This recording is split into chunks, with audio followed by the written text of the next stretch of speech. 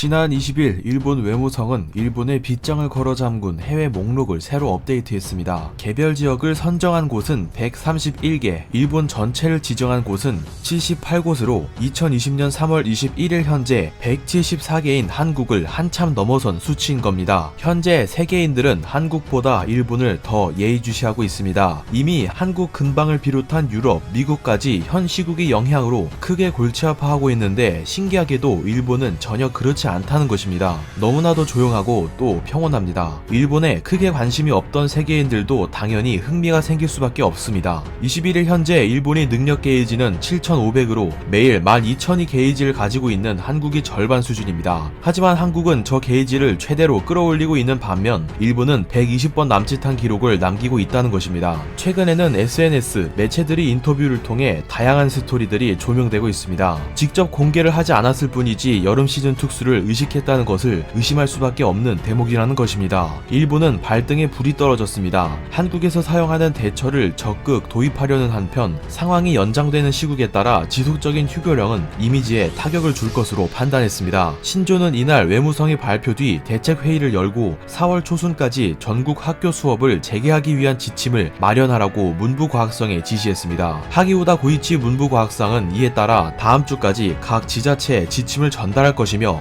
휴교 연장은 없을 것이라고 일본 매체들과 인터뷰했습니다. 이에 학생 부모들은 의아하다는 반응을 보였습니다. 한국은 유동적으로 개학, 개강일을 조금씩 늦추던데요. 앞으로의 생각은 있는 건가? 아무리 아이들이 집에 있는 게 불편하다 느껴도 더 우선은 다른 것이다. 이럴 때마다 인정하기 싫지만 한국이 앞서 나가는 느낌이다. 이렇게 급작스레 분위기가 전환된 것은 최근 일본 내 매체들이 한국의 현주소를 낱낱이 소개했던 영향이 컸습니다. 뒷짐지고 있다가 뒤늦게 급선회를 했고 이미 앞서 나간 한국과의 초격차가 드러나게 된 것입니다. 세계인들은 일본의 외면을 통해 내면을 투과해보고 있습니다. 결코 만만치 않았다는 것입니다. 이날 IOC 위원장 토마스도 뉴욕타임스와의 인터뷰에서 선수들이 만족스럽게 준비할 수 없다, 다른 시나리오를 검토하고 있다라며 연기에 대한 가능성을 시사했습니다. 불과 이틀 전 화상회의에서 예정대로 진행하겠다, 다른 선택지는 고려하지 않았다라는 기존 주장을 뒤엎은 것입니다. 트럼프는 20일 홈페이지 발언록에 지난 G7 회의에서 연기 이야기가 논의됐다라고 이걸 또 굳이 밝혔습니다. 든든한 우군이라고 생각했던 트럼프도 돌아섰고 유일한 희망이었던 토마스까지 생각을 바꾸고 있습니다. 일본은 기구에 공헌 기금으로 1,700억 원을 기부하겠다고 발표했습니다. 두 기관이 이해관계를 파악해 자본으로 다른 결과를 만들어내려는 것입니다. 이에 미국 매체 블룸버그는 시부야 겐지 킹스 칼리지 런던 교수와의 인터뷰를 인용해 말했습니다. 도쿄의 거리는 여느 때와 똑같다. 지하철 러시아워 모습도 여전하다.